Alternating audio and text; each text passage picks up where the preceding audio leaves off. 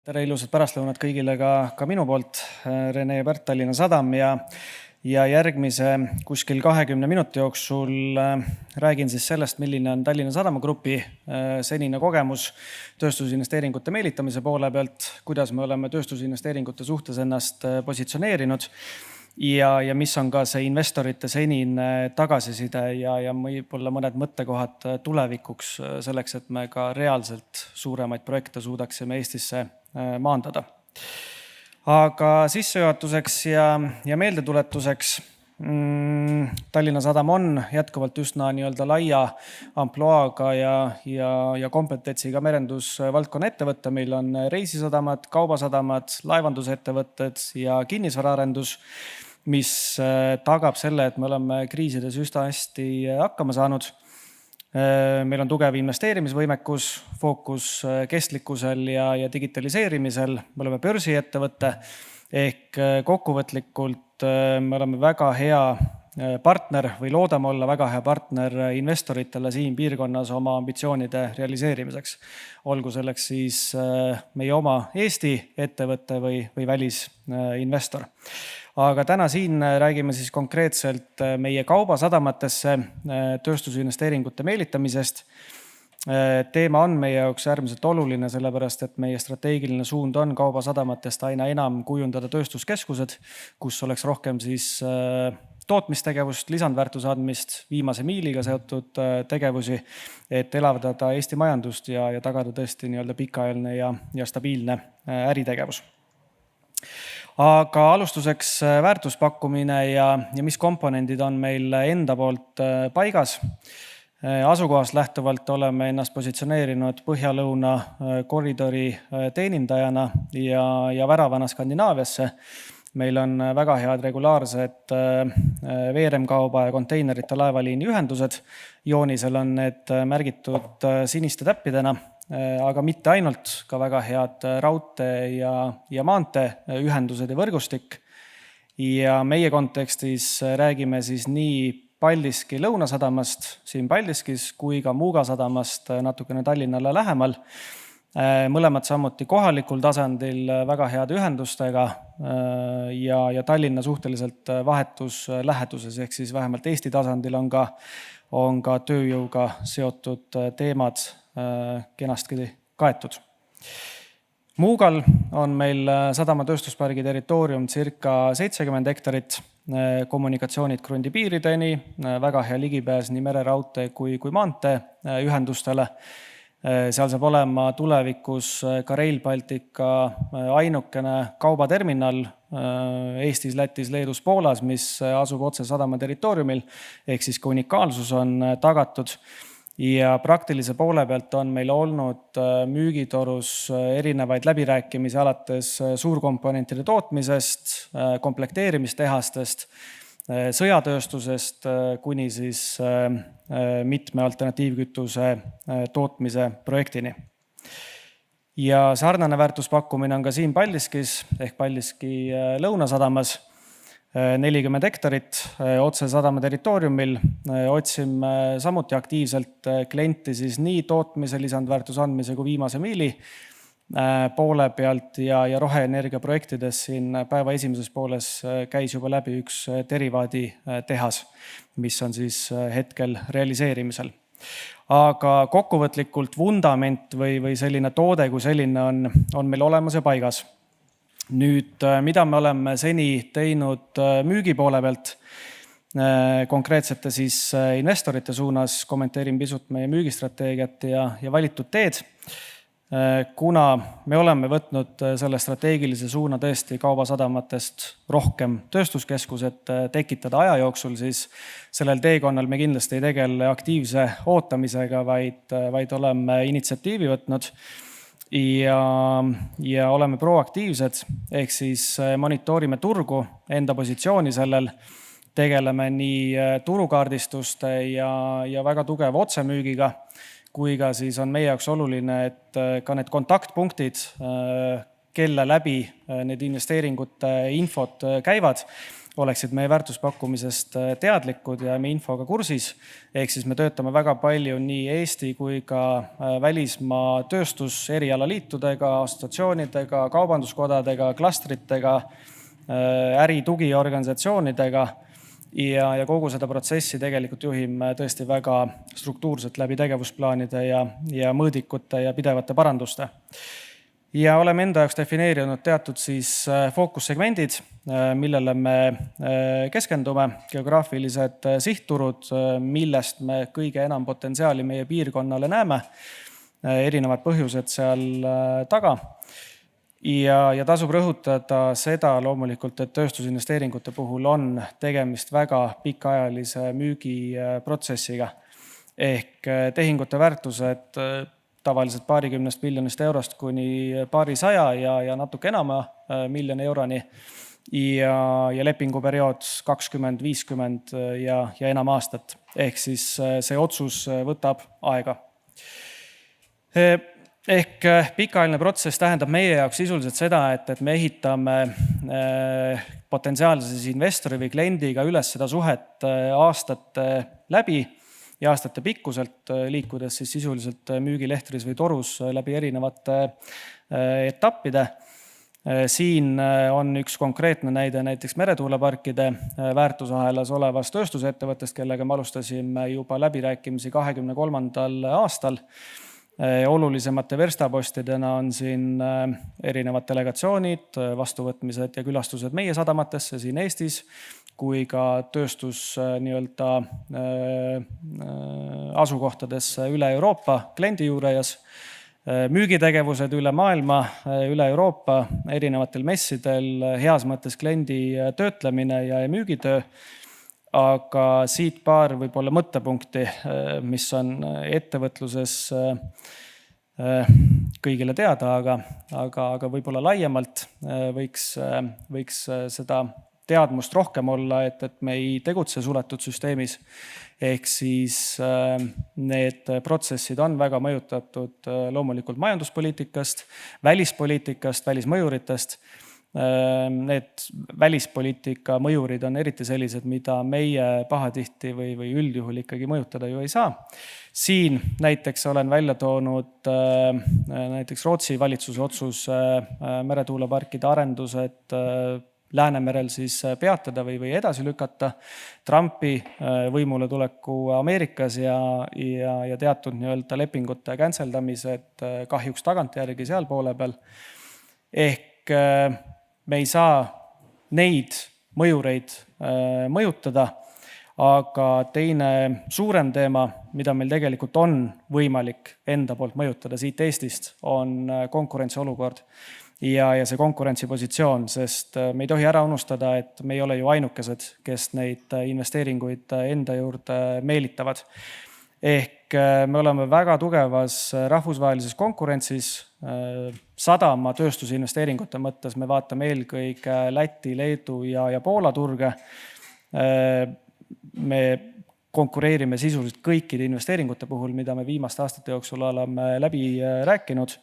Ja seni on see konkurents olnud üsna keeruline.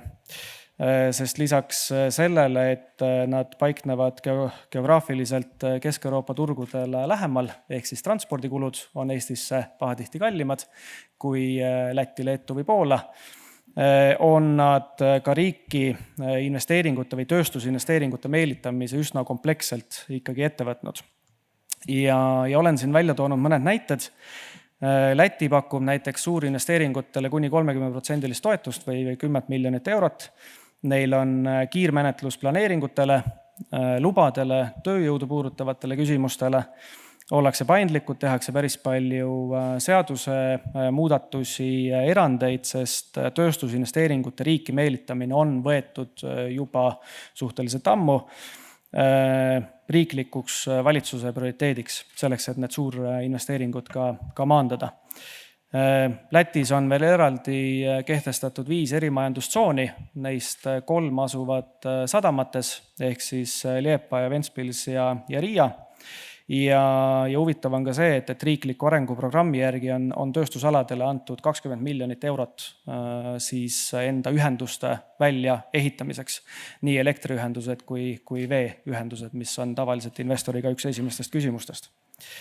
Leedus sisuliselt pilt kordub.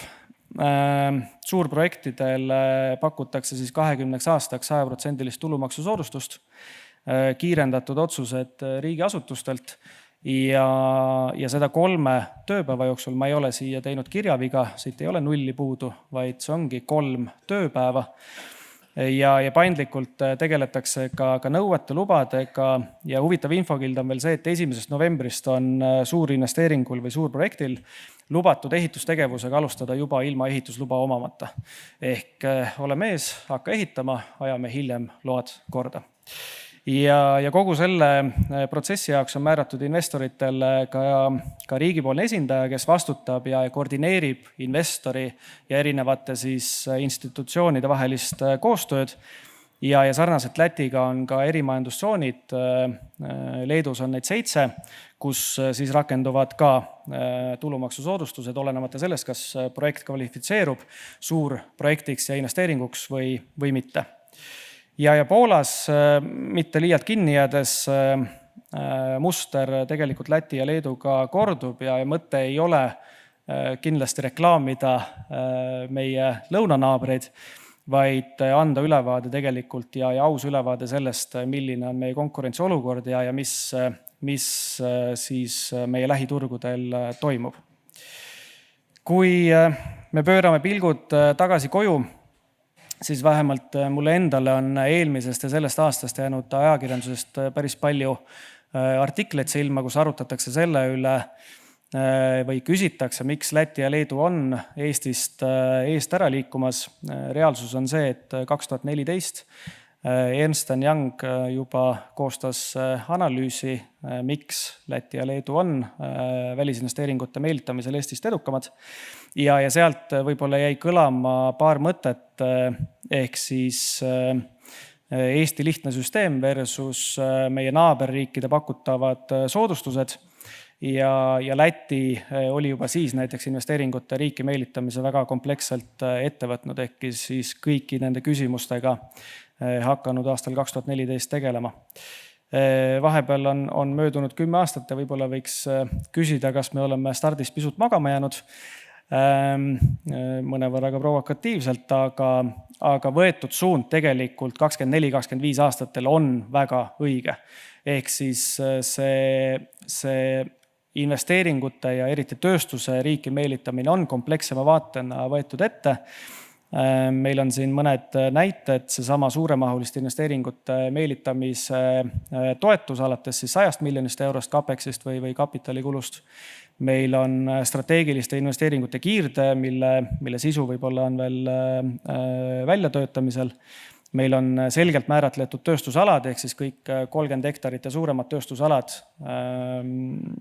mille mehhanismid on ka töötlemisel veel. Ja hea meil on näha, et tegelikult energia hind, mis on ka päeva esimeses pooles läbi käinud ja investorite üks esimesi küsimusi on võib-olla komplekssemana ette võetud.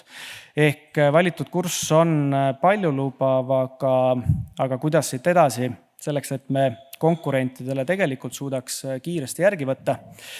Ja siinkohal me kindlasti peame kinni hoidma ja välja tooma ka Eesti suured plussid, mis investorid on seni meil vestluste käigus välja toonud. Esiteks digitaliseeritus, loomulikult nii riiklikul ettevõtte kui ka inimeste digioskuste tasemel. Ja teiseks läänelik ja tõesti läbipaistev ärikultuur, mis meid võib-olla mõnevõrra eristab konkurentidest. Aga selle kõrval, et 10 aasta pärast me võib-olla Lätis ja Leedus ajakirjanduses loeks samasuguseid pealkirjasid, mida siis Eesti on teinud teisiti, et on suutnud suurinvesteeringuid nii edukalt maandada. Väga kokkuvõtlikult ja lihtsustatud vaade ajaressursi nappuse tõttu. Me peame üheskoos jätkuvalt rääkima Eesti rahvusvahelisest konkurentsivõimest ja investorite ootustest selle baasilt. Ehk siis märksõnadeks kindlasti stabiilne keskkond, pikaajaline strateegiline plaan, kuidas tegelikult Eestit võrreldes meie naabritega oleks võimalik konkurentsivõimelisemaks muuta. Ja sellel vundamendil on justkui lihtsustatult 3 alustala: energeetika, bürokraatia ja finantsmehhanismid. Kõik baseerub tegelikult investoritelt saadud tagasisidele. Ehk siis energeetikas, et meil oleks lõpuks kõigile osapooltele arusaadav ja ka strateegia, millest kinni peetakse aja jooksul, mis ei muutu, mille vastu on võimalik investeeringuid maandada. Et me planeeriks vajalikku taristut ette, nii nagu infraääris seda tavaliselt tehakse. Ehk siis me ei oleks vähe ambitsioonikad, vaadates seda, mis toimub elektrifitseerimisega ja millised on tegelikult Eesti energiavajadused tulevikuks. Ja et meie energiahind oleks tõesti konkurentsis ja mitte helesinine unistus võib-olla Soome elektri hinnast, vaid mõistlikum tase ja realistlikum tase. Teiseks bürokraatia ja kõik, mis puudutab jätkuvat bürokraatia vähendamist, seda siis protsesside lihtsustamise, kiirendamise mõttes, load, planeeringud, kooskõlastused või muu. Tuletan meelde, et Leedus on ootus, et riigiasutused võtaks otsuse vastu 3 tööpäeva jooksul. Ja siin laval enne kõlas, et Eestis võiks poole võrra näiteks menetlusaegasid lühendada, mis oleks juba edasiminek. Ja kui tegemist on ikkagi suur projektiga, siis oleks vajalik ka see, et nii-öelda kõik inimesed, kellega investor Eestis kokku puutub, saaksid aru sellest, et nad müüvad Eestit üheskoos. Ehk siis saaksid ka ametnikud aru võib-olla, kes neid lubasid menetlevad, oma töö olulisusest, kiirusest ja sellest vastutusest. Ja kolmandaks, erinevad finantsmehhanismid, mille üle on ka päris palju arutelu olnud. Meie vaates on need vajalik eelkõige selleks, et asetada meid samale mänguväljal meie konkurentidega. Ehk hea äriidee võib olla, aga kui Läti ja Leedu lihtsalt pakuvad raha rohkem, siis iga euro tuleb ju kasuks. Ja suurinvestori toetusmeede on siin hea näide, kuidas siis tekitada tegelikult ka huvi ja atraktiivsust Eestisse investeerimise vastu ja huvilisi sellele on. Ja siit järgmine samm edasi oleks selle mehhanismi edasiarendus, ehk siis hetkel on kaetud sisuliselt taustal kuni 20 miljonit eurot CAPEX investeeringud ja alates 100, aga 20–100 miljonit CAPEX investeeringud on samuti Eestile väga olulise mõjuga. Ja kui meil vundament on korras, siis teine oluline punkt, mida ma põgusalt juba mainisin, on see müügitöö ja Team Estonia. Ehk me näeme messidel näiteks ka seda, kuidas Läti valitsusametnikud müüvad teinekord Läti ettevõtteid agressiivsemalt ja edukamalt kui Läti ettevõtjad ise. Ehk Team Estonia on äärmiselt oluline ja müügitöö nii riigi kui erasektori koostöös ja riigis kõikidel tasanditel. Ehk tõesti sellel investoril võiks olla, miks mitte ka konkreetne kontaktisik Eestis, kes investori eest või temaga vähemalt koostöös kogu selle protsessi õlg õla vastas läbi käib ja erinevatest institutsioonidest vajalikud siis kooskõlastused ja muu õigeks ajaks ka välja ajab. Ehk pingutame koos Team Estoniana kindlasti edasi ja ma lõpetan esitluse tulles tagasi siia Paldiskisse. Paldiski on väga hea näide, kuidas meil kõik erinevad osapooled tegelikult teevad tiimina koostööd ja teevad nii palju koostööd ja nii palju, kui on igaühe võimuses. Ehk siis meil on väga tugev taastuvenergeetikal põhinev väärtuspakkumine paigas. Meil on Sadam, meil on Alexela, meil on teised piirkonnas tegutsevad väga edukad ettevõtted. Meil on ettevõtjaid toetavad tugiorganisatsioonid nagu Paldiski Ettevõtjate Liit, Välisinvesteeringute Keskus, kes meiega väga head koostööd teeb. Meil on tõesti väga toetav kohalik omavalitsus, kes mõtleb kaasa, on paindlik on kiire ja soovib tõesti oma piirkonda erinevate nurkade alt edasi arendada. Ehk siis nüüd järgmise sammuna oleks vajalik see entusiasm viia edasi. Ja märksõnadeks tõesti on rahvusvaheline konkurents, atraktiivsus, pikk plaan, ehk kurss on õige ja paneme nüüd tõesti tempo peale ja võtame ka reaalseid tegusid ette selleks, et need suurinvesteeringud tõesti Eestisse oleks võimalik maandada. Aitäh!